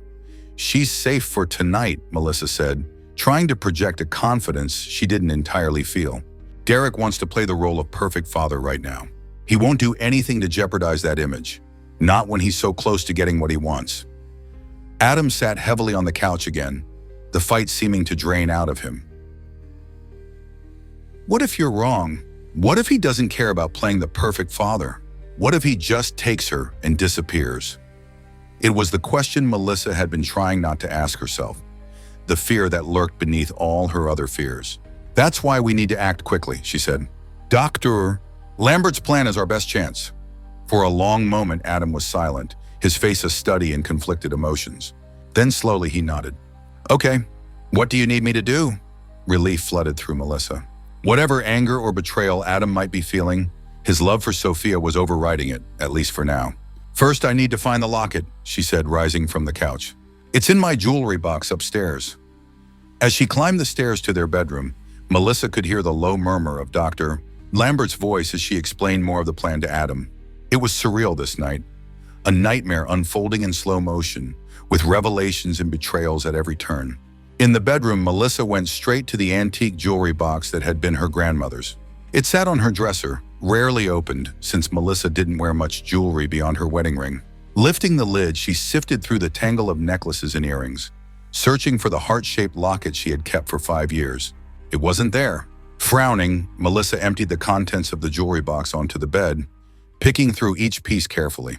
The locket was definitely missing. Had she misplaced it? Put it somewhere else for safekeeping? Then a chilling thought struck her. What if Derek had already been here? What if, during his surveillance of her family, he had broken in and removed the one piece of evidence that could truly damage him? A thorough search of the bedroom yielded nothing. The locket was gone, and with it, a crucial part of their plan. When Melissa returned downstairs, her expression must have conveyed the bad news, because both Adam and Dr. Lambert looked up with concern. "It's gone," Melissa confirmed. "The locket is missing." "Are you sure?" Dr. Lambert asked. "Could it be in another location?" "I've kept it in the same place for 5 years," Melissa said. "I never moved it." "It's not there now." "Could Derek have taken it?" Adam suggested. "If he's been watching the house, it's possible," Dr. Lambert acknowledged. "If he knew about the locket, removing it would be a priority for him." "So what now?" Melissa asked, trying to keep despair at bay. "Without the locket, we have no concrete evidence of his relationship with Nina." Dr. Lambert's expression grew thoughtful. "Perhaps not, but we still have other avenues to explore. Elise's case files, for one. And there's something else we might consider." "What?" Adam and Melissa asked almost in unison. "Nina with Dr. Lambert said simply. "She may be Derek's accomplice, but she's also potentially his greatest vulnerability. If we could get her to talk, to confirm their relationship—" "She would never betray him," Melissa objected. "She's as much a part of this plan as he is." "Everyone has their breaking point," Dr. Lambert countered, "especially when they realize they might be implicated in serious crimes." "So what's the plan?" Adam asked, his initial reluctance now replaced with a grim determination. "How do we approach Nina?" "Carefully," Dr. Lambert advised. "And with leverage. We need to make her believe that cooperating with us is in her best interest." "And what leverage do we have?" Melissa asked. "Without the locket—" "We have knowledge," Dr. Lambert interrupted. "Knowledge of Elise's death, of the neighbor who saw Nina at the house that night. Sometimes the suggestion of evidence can be as powerful as the evidence itself." Adam checked his watch. "It's almost midnight. If we're going to do this, we need to move quickly. Nina closes the diner at 1 a.m. On weekends," Melissa remembered. "She's always the last to leave. If we catch her alone, then let's go," Adam said, already reaching for his car keys. "The three of us together." Dr. Lambert raised a hand. "Not all of us. I need to prepare for my meeting with Judge Harrigan. And besides, Nina knows me. I consulted on Elise's case, spoke to her during the investigation. If she sees me, she'll be immediately suspicious." "So just Melissa and me then," Adam concluded. "Yes, sir. But be careful, Dr. Just serious, Doctor," Lambert warned. "Nina is as dangerous as Derek in her own way. Don't underestimate her." As they prepared to leave, Dr. Lambert pulled Melissa aside. "Remember, this isn't just about getting Sofia back. It's about keeping her safe long-term. Whatever happens tonight, whatever Nina says or doesn't say, stay focused on the bigger picture." Melissa nodded, grateful for the older woman's steadying presence in the midst of chaos. "I will. And Melissa," Dr. Lambert's voice softened, "I'm proud of you for disposing of those pills, for choosing clarity in crisis. That's real strength." The words settled in Melissa's chest like a warm coal, providing a small but significant source of comfort as she and Adam headed out into the rainy night, toward a confrontation that could determine their daughter's fate. The storm had intensified, sheets of rain pounding against the windshield as Adam navigated the deserted streets toward Oak Ridge. Melissa stared out at the blurred lights of passing cars, her mind racing with questions and fears. "I'm sorry," she said finally, breaking the tense silence that had fallen between them. "For keeping all of this from you, for putting Sofia in danger." Adam's hands tightened on the steering wheel. "I'm angry," he admitted, his voice controlled. "Angry that you didn't trust me enough to tell me the truth. But right now, that doesn't matter. What matters is getting Sofia back safely." "And afterward?" Melissa couldn't help asking. Adam was quiet for a long moment, windshield wipers marking time between them. "Afterward, we'll deal with it. All of it. But together, Melissa. No more secrets." She nodded, unable to speak past the lump in her throat. Despite everything she had concealed from him, despite the danger her past had brought to their door, Adam was still by her side, still fighting alongside her. She didn't deserve his loyalty, but she was profoundly grateful for it. The Bluebird Diner appeared through the rain-streaked windshield, its neon sign casting an eerie blue glow across the wet pavement. The parking lot was nearly empty. Just 2 cars remained, one of which Melissa recognized as Nina's sleek black Mercedes. "That's her car," she told Adam, pointing. She's still here. Adam pulled into a spot at the far end of the lot, cutting the engine. What's our approach? Do we confront her directly about Derek and Elise? Melissa considered the question. No, I think we need to be more subtle. Let her think we're just desperate parents wanting our daughter back. Get her talking about Derek's plans. Then when she's comfortable, bring up Elise and see how she reacts. And if she refuses to talk, then we mention the neighbor who saw her the night Elise died. We make her believe we have more evidence than we actually do. Adam nodded, his expression grave. Let's do this. They exited the car, hurrying through the rain to the diner's entrance. The closed sign was already hanging in the window, but through the glass, Melissa could see Nina moving between tables, wiping down surfaces for the next day's business. Melissa knocked on the door, harder than necessary to be heard over the storm. Nina looked up, her expression shifting from annoyance to wariness when she recognized her late-night visitors. For a moment, Melissa thought she might ignore them, but then Nina approached the door, unlocking it just enough to speak through the crack. We're closed, she said flatly. We need to talk to you, Melissa replied, rain dripping from her hair onto her face. About Derek. About Sofia. Nina's eyes narrowed. Durrani. There's nothing to talk about. Derek explained the arrangement. You'll see Sofia tomorrow. It's not that simple, Adam interjected, stepping forward. We know about Elise. Nina's composure faltered, just for an instant, a slight widening of the eyes, a momentary parting of the lips, but it was enough to confirm that the name meant something to her. I don't know what you're talking about, she recovered quickly. And like I said, we're closed. She began to close the door, but Melissa wedged her foot in the gap. We also know about the neighbor who saw you the night she died. The police might be interested in reopening that investigation. Fear flickered across Nina's face, quickly replaced by calculation. After a tense moment, she stepped back, opening the door wider. 5 minutes. Then you leave, or I call the police myself. They entered the diner, the sudden warmth making Melissa realize how cold she had become in the rain. Nina locked the door behind them, then gestured to a booth near the back, away from the windows. Sit, she commanded, her voice hard. They complied, sliding into the vinyl seats as Nina took the spot across from them. Up close, Melissa could see the exhaustion lining the other woman's face, the strain around her eyes. Whatever game Nina was playing with Derek, it was taking its toll. What do you want? Nina asked bluntly. We want our daughter back, Adam answered, his tone equally direct. Tonight. No conditions, no custody arrangement. Nina laughed, a harsh sound in the empty diner. That's not going to happen. Derek has waited 5 years for this. He's not going to just hand her over because you ask nicely. He's dangerous, Nina, Melissa pressed. You know that better than anyone. You saw what he did to me. What he did to Elise. Again, that flicker of reaction at Elise's name. You don't know what you're talking about, Nina insisted, but there was a new tension in her voice. I think we do, Melissa countered. Derek was married before. His wife drowned in their pool. The police ruled it an accident, but there were questions, and you were there that night, weren't you? The neighbor who saw you never came forward during the investigation because they were afraid. But they're not afraid anymore. It was a bluff, but a calculated one. Nina's face had gone pale, her hands fidgeting with a napkin on the table. Whoever's been feeding you these stories is lying, she said, but her voice lacked conviction. Dr. Lambert isn't a liar, Adam replied, dropping the name deliberately. She has detailed records from her sessions with Elise. Records that describe a pattern of abuse very similar to what Derek later did to Melissa.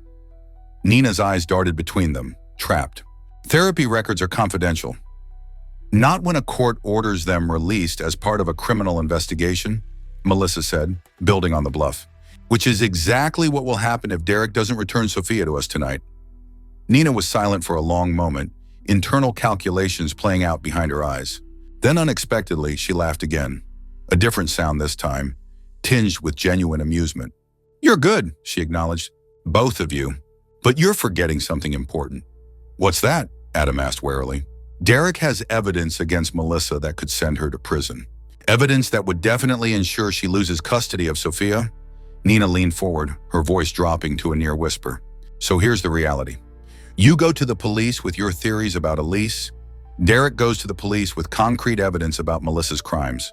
Who do you think they'll act on first? It was the same impasse they'd been facing all night. Melissa felt despair threatening to overwhelm her again, but Adam wasn't ready to concede. There's something you're not considering, he said, his voice surprisingly calm. If we go to the police, they won't just be interested in Elise's death. They'll start looking at everything, including your relationship with Derek. Nina's expression hardened. Well, what about it? He's my brother. Is he? Melissa asked softly, playing their final card. Because the locket I found 5 years ago suggests otherwise. Nina's face drained of color. What locket? She asked, but her voice was hollow, the denial unconvincing. The heart-shaped one, with the picture of you and Derek inside. The way you were holding each other, that wasn't brotherly affection, Nina. You're lying, Nina whispered. Derek said he got rid of that years ago. It was the confirmation Melissa had been hoping for.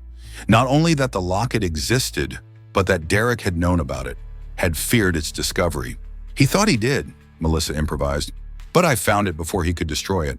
I've kept it all these years as insurance. And now I've given it to someone for safekeeping, someone who will take it to the authorities if anything happens to me, Adam, or Sofia. The lie came easily, fueled by desperation and the growing certainty that they had found Nina's breaking point. You don't understand, Nina said, her composure cracking. It's not what you think. Then explain it to us, Adam urged, his tone gentler now. Help us understand what's really happening here. Nina glanced toward the door as if checking for escape routes or potential witnesses. Then with a defeated sigh, she slumped back in the booth. Derek and I aren't siblings, she admitted, her voice barely audible. Not by blood. My mother married his father when we were teenagers. We fell in love, if you want to call it that. When our parents found out, they were furious, threatened to send us both away to different boarding schools. So we ran away together. How old were you? Melissa asked, though she dreaded the answer. I was 17. Derek was 19. Nina's expression turned distant, remembering. We lived on our own for a while, working odd jobs. Then we realized it was easier if we pretended to be brother and sister. People don't ask questions. They don't get suspicious when you live together, share finances. So you've maintained this lie all these years? Adam asked, disbelief evident in his voice. Nina nodded. It became second nature, and it was useful. When Derek wanted to marry, for business reasons or social advancement, I played along. First with Elise, then with you, she added, looking at Melissa. I was always there in the background, the devoted sister. And Elise, Melissa pressed. What really happened to her? Nina's expression shuddered. That was an accident. She'd been drinking, just like Derek told the police. She fell, hit her head on the concrete, and fell into the pool. By the time we found her, it was too late. We? Adam caught the pronoun. So you were there? Nina hesitated, then nodded. Yes, I was there. But it was an accident, she insisted. We didn't push her, if that's what you're thinking. Then why lie to the police? Melissa asked. Why create a false alibi? Because we knew how it would look, Nina replied. Elise had been talking about leaving Derek. She'd found out about us, about our real relationship. If the police knew I was there when she died. She trailed off, the implications clear. Melissa and Adam exchanged a glance, both processing this new information. It didn't prove Derek was a murderer, but it did confirm he was a liar, about his past, about his relationship with Nina. It was leverage, but was it enough? Here's what's going to happen, Adam said finally, his voice steady with resolve. You're going to call Derek right now. You're going to tell him there's been a complication. The police are asking questions about Elise, and you're worried. You need him to meet you here, at the diner, to figure out what to do. Nina shook her head. He won't leave Sofia alone in the house. Tell him to bring her, Melissa suggested. Say you need to see her to make sure she's okay after all the excitement. Nina considered this, her internal struggle visible on her face. Then she sighed. And if I do this? If I help you get Sofia back? What happens to me? Nothing, Melissa promised. We don't care about exposing your relationship with Derek. We just want our daughter back. And Elise's death? Nina pressed. The neighbor who supposedly saw me? Stays buried, Adam assured her, though Melissa could tell the words cost him. As long as Derek stays away from our family permanently. Nina sat silent for a long moment, weighing her options. Then with a resigned nod, she reached for her phone. I'll do it, she said. But not because I'm afraid of your threats. Because Sofia deserves better than to be a pawn in Derek's game. I've watched him destroy 2 families already. I won't be part of destroying a third. She dialed Derek's number, putting the phone on speaker so they could hear both sides of the conversation. It rang 3 times before he answered, his voice groggy with interrupted sleep. Nina? What's wrong? It's almost 1 a.m. We need to talk, Nina replied, her voice convincingly urgent. Something's happened. The police came to the diner asking questions about Elise. What? Derek was instantly alert. What kind of questions? About the night she died. About whether I was really working here the whole evening. They said someone had come forward with new information. That's impossible, Derek snapped. It's been years. Who would come forward now? I don't know, Nina said, fear threading through her voice with remarkable authenticity. But I'm scared, Derek. If they reopen the investigation, stay calm, Derek instructed, though his own voice had an edge of panic. Don't talk to anyone else. I'll come to the diner. What about Sofia? Nina asked as prompted. There was a pause, then Derek sighed. I can't leave her alone. I'll have to bring her. Good, Nina said. I want to see her anyway. Make sure she's settled in okay. Fine. Give me 20 minutes. The call ended and Nina set the phone down on the table. There. He's coming. Thank you, Melissa said, meaning it despite everything. Why are you helping us now, after everything you've done to keep Derek's secrets? Nina's expression was complicated. Regret, resignation, and something like relief all mingled together. Because I'm tired, she admitted. Tired of the lies, of the fear. Derek and I, what we had, it's been over for a long time. I just didn't know how to walk away. And now, Adam asked. Now I'm going to do what I should have done years ago, Nina replied, a newfound resolve hardening her features. And I'm going to leave. Start over somewhere else, under my real name. What about the diner? Melissa asked, gesturing to the restaurant around them. Nina shrugged. So I'll sell it. It was never really mine anyway. Derek bought it for me, as a cover for our relationship and a place to launder money from his less legitimate business ventures. He's involved in illegal business? Adam asked, surprised. Where do you think the money for that house came from? Nina replied. His parents didn't leave him anything. That was another lie. He's been involved with some dangerous people since prison, people who helped him set up his new identity when he got out. This was yet another revelation, another layer to Derek's deception. Melissa felt as if she were seeing her ex-husband clearly for the first time. Not just as an abuser, but as a career criminal, a man for whom lies were as natural as breathing. We should prepare, Adam said, checking his watch. He'll be here soon? Nina nodded. You should hide in the kitchen. When they arrive, let me talk to him first. Get Sofia away from him. Then you can confront him. It seemed like a reasonable plan, but something in Nina's tone made Melissa uneasy. You're not planning to warn him, are you? Nina met her gaze steadily. No, this ends tonight. For all of us. Despite her lingering doubts, Melissa recognized the sincerity in the other woman's eyes. Whatever her past crimes, Nina was choosing to help them now, to break the toxic cycle she had been trapped in with Derek. As they moved toward the kitchen to hide, Nina's voice stopped them. There's something else you should know, she said quietly. About Derek's plans for Sofia. Melissa turned back, a new fear clutching at her heart. What plans? He doesn't just want custody, Nina revealed. He wants to disappear with her. New identities, new location. He has contacts who can make that happen. The same people who helped him after prison. Once he has legal custody, he intends to vanish. That's why he wanted her documents. The revelation struck Melissa like a physical blow. All along, they had been operating under the assumption that Derek wanted shared custody, a legal arrangement. But his real plan was far more sinister. To take Sofia away forever, to a place where Melissa and Adam would never find them. Why tell us this now? Adam demanded, his voice tight with anger. Because you need to understand what you're dealing with, Nina replied. Derek isn't just an abusive ex playing custody games. He's dangerous in ways you haven't even begun to comprehend. The warning hung in the air between them, as heavy as the storm still raging outside. In the distance, lightning flashed, followed seconds later by a roll of thunder that seemed to shake the very foundations of the diner. They're coming, Nina said suddenly, peering through the blinds at headlights turning into the parking lot. Get back to the kitchen. And remember, no matter what happens, your priority is Sofia. Get her out of here as quickly as you can. As Melissa and Adam retreated to their hiding place, one final chilling thought occurred to Melissa. What if Nina was right? What if, in their desperation to get Sofia back, they had underestimated just how dangerous Derek truly was? The kitchen door swung shut behind them, leaving them in darkness broken only by the emergency exit sign's red glow. Now all they could do was wait and hope that their desperate gamble would bring their daughter back to them, before it was too late.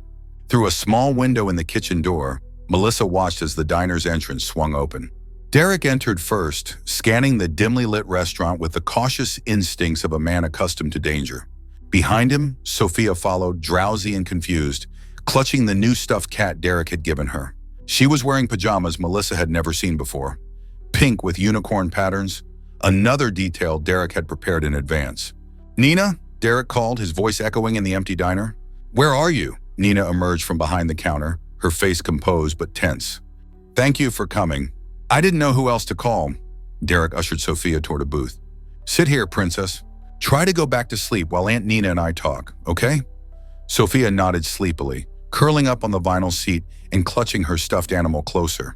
Within moments, her eyes were closed again, the excitement and disruption of the day finally catching up with her. Derek approached Nina, his voice dropping to an urgent whisper. "Tell me exactly what happened. Who came asking questions? What did they want to know?"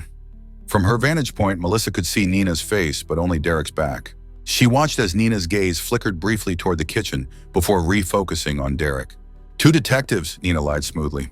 "They said someone had come forward with information about Elise's death. Someone who saw me at your house that night."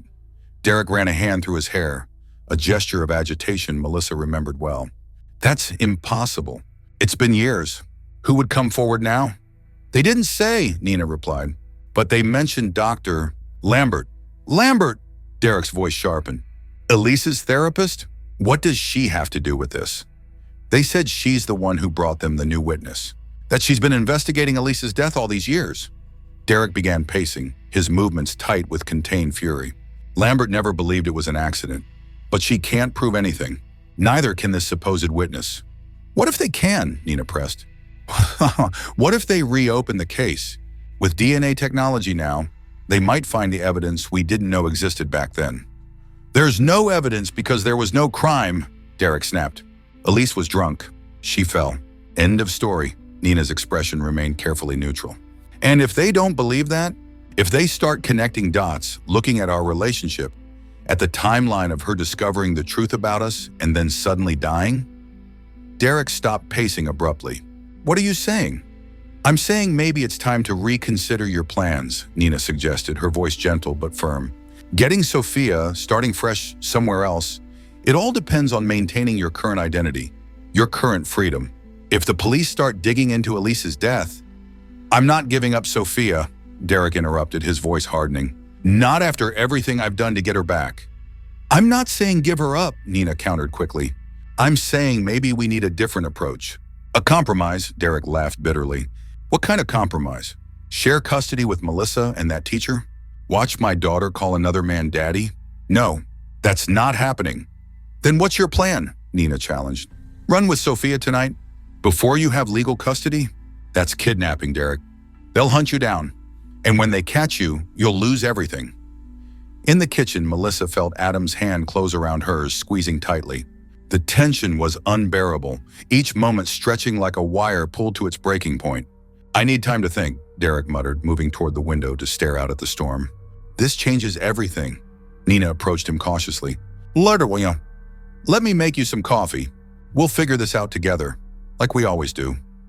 Derek nodded absently, his mind clearly racing with calculations and contingencies. As Nina moved toward the coffee machine, she caught Melissa's eye through the kitchen window and gave an almost imperceptible nod. It was time.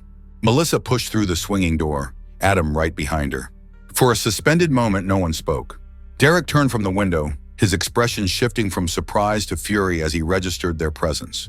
"What is this?" he demanded, his gaze darting between Nina and the new arrivals. "A setup?" "It's over, Derek," Melissa said, her voice steadier than she had expected. "We know everything about Elise, about your plans to disappear with Sofia. It ends tonight." Derek's face contorted with rage. "You bitch," he spat at Nina. "You betrayed me? After everything we've been through?" Nina stood her ground. "I'm trying to save you from yourself, Derek. This obsession with Sofia, with punishing Melissa, it's destroying you. It's destroying all of us." Derek's hand moved toward his jacket pocket, a motion that sent alarm bells ringing through Melissa's mind. Adam saw it too, stepping forward protectively. "Don't," Adam warned. "Whatever you're thinking, it's not worth it." Derek's hand stilled, but his expression remained dangerous. "You think you've won? You think you can just walk in here and take my daughter? I still have the evidence against Melissa. One phone call and she's facing criminal charges. Go ahead, Melissa challenged, surprising herself with her courage. Call the police. Tell them about the embezzlement. I'll face the consequences of my actions. But while you're at it, maybe you should explain your relationship with Nina. The lies about Elise's death. Your plans to kidnap Sofia and disappear. For the first time, uncertainty flickered across Derek's face. You're bluffing. You have no proof of any of that. Don't we? Adam countered. Dr. Lambert has been building a case for years, and now Nina can confirm everything. Derek's gaze snapped to Nina, betrayal and disbelief warring in his expression. You wouldn't. I already have, Nina replied quietly. I'm done lying for you, Derek. Done pretending. Done watching you destroy lives, including your own. A tense silence fell over the diner, broken only by the soft sound of Sofia's breathing as she continued to sleep, miraculously undisturbed by the confrontation unfolding just feet away. Derek's shoulders slumped slightly, the first sign that his resolve might be cracking. What do you want? We want our daughter back, Adam said firmly. And we want you to leave tonight. No custody battle, no threats, no further contact. Derek laughed bitterly. Just like that? I'm supposed to walk away after everything I've done to get her back? Yes, Melissa said simply. Because it's what's best for Sofia. She has a stable home, a family who loves her. She doesn't deserve to be used as a weapon in your vendetta against me. This isn't just about revenge, Derek protested, though his voice lacked conviction. She's my daughter too. I have rights. Rights you forfeited when you tried to kill her mother, Adam reminded him coldly. Rights you certainly don't deserve now, after plotting to kidnap her and disappear. Derek's gaze moved to Sofia, still sleeping peacefully in the booth. Something shifted in his expression, a softening, a moment of clarity breaking through the storm of his anger and obsession. She looks like you, he said to Melissa, his voice unexpectedly subdued. Around the eyes. I noticed it the first time I saw her at the campground. She has your smile, Melissa replied, a small truth offered in this moment of uncertain truce. The same dimple on the left side. Derek nodded, a complex emotion crossing his face. I thought having her would fix something in me, fill some emptiness that's been there since. He trailed off, unable or unwilling to complete the thought. Children can't fix us, Nina said gently. They're not meant to. They need us to be whole for them, not the other way around. Derek ran a hand over his face, suddenly looking exhausted. So what happens now? You take Sofia and disappear into the night? And I'm supposed to do what? Pretend she doesn't exist?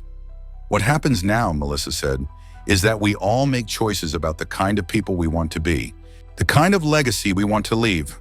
For a long moment, Derek was silent, his internal struggle visible in the tension of his body, the conflict in his eyes. Then with a deep breath, he seemed to come to a decision. Take her, he said finally, gesturing toward Sofia. Take her home, but this isn't over. Not completely. What does that mean? Adam asked, suspicion evident in his voice.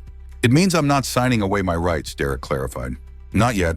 I need time to think, to figure out if I can really be the father she deserves. It wasn't the complete surrender they had hoped for, but it was something. A crack in the wall of Derek's obsession, a glimmer of reason breaking through. And the evidence against me? Melissa asked. Derek's mouth twisted in a bitter smile. Insurance. For now, if you try to keep me from ever seeing Sofia again, if you go to the police about Elise or anything else, I'll use it. So we're at a stalemate, Adam observed. For now, Derek agreed. A truce of sorts. Melissa exchanged a glance with Adam, a silent communication passing between them. It wasn't perfect, but it gave them what they needed most urgently, Sofia back, safe in their care. We can live with that, Melissa said finally. For now. Derek nodded, then moved toward Sofia. For a heart-stopping moment, Melissa thought he might try to grab her, to make a run for it. But instead, he simply bent down and pressed a gentle kiss to the sleeping child's forehead. Goodbye, princess, he whispered. Maybe I'll see you again someday. Without another word, he straightened and walked toward the door. At the threshold, he paused, looking back at Nina. Are you coming? He asked, a lifetime of shared secrets and lies hanging in the balance between them. Nina shook her head. No, Derek, not this time. Not ever again. Something like grief flashed across his face, quickly masked. Then, with a final nod of acknowledgement to Melissa and Adam, he stepped out into the storm, the door swinging shut behind him. For a moment, no one moved, as if afraid that any sound or motion might shatter the fragile peace that had descended. Then Sofia stirred, her eyes blinking open sleepily. "Mommy," she murmured, spotting Melissa. "Daddy?" Her gaze found Adam, and a smile spread across her face. "You came!" Melissa rushed to her daughter, gathering her into her arms, breathing in the familiar scent of her hair. "Yes, sweetheart. We came to take you home." "What about other Daddy?" Sofia asked, looking around in confusion. "He said I was staying at his house now." "There's been a change of plans," Adam explained gently, joining them and stroking Sofia's hair. "You're coming home with us tonight." Sofia considered this briefly, then nodded with the easy acceptance of childhood. "Okay. Can I bring my new cat?" "Of course," Melissa assured her, tears of relief threatening to spill. "You can bring anything you want." As they prepared to leave, gathering Sofia's few belongings, Nina approached them. "I'm sorry," she said quietly. For everything. For my part in this." Melissa studied the woman who had been her sister-in-law, her rival, her adversary. "What will you do now?" Nina shrugged, a tired smile touching her lips. "Start over. Somewhere new. Be honest for once in my life." "And Derek?" Adam asked. "Will he really honor this truce?" "For a while," Nina replied. "He's rattled tonight, off balance. But Derek doesn't stay down for long. He'll regroup, rethink his strategy. Then we'll be ready," Melissa said with newfound determination. "Whatever comes next, we'll face it together." Outside, the storm was beginning to subside, the violent downpour softening to a gentle rain.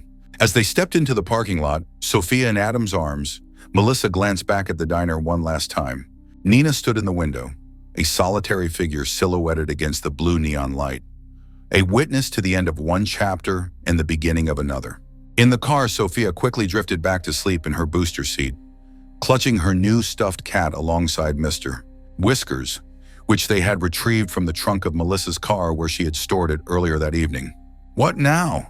Adam asked softly as they pulled onto the empty street, the windshield wipers keeping steady time. "Now we go home," Melissa replied. "We put our daughter to bed. And tomorrow we start rebuilding. No more secrets. No more lies." Adam reached across the console to take her hand, his grip warm and steady. "No more secrets," he agreed. "Whatever comes next, we face it together." As they drove through the rain-washed streets toward home, Melissa felt something she hadn't experienced in what seemed like forever. Peace. Not the false calm of chemical sedation, but genuine peace, born of confronting her demons and emerging, if not victorious, then at least intact. Derek was still out there. His threats still hung over them like storm clouds on the horizon. But for tonight, Sofia was safe. For tonight, they were a family again. And that, Melissa decided, was enough to build on. The rain had stopped completely by the time they pulled into their driveway. The clouds had parted, revealing a sky washed clean, stars shining with renewed brilliance.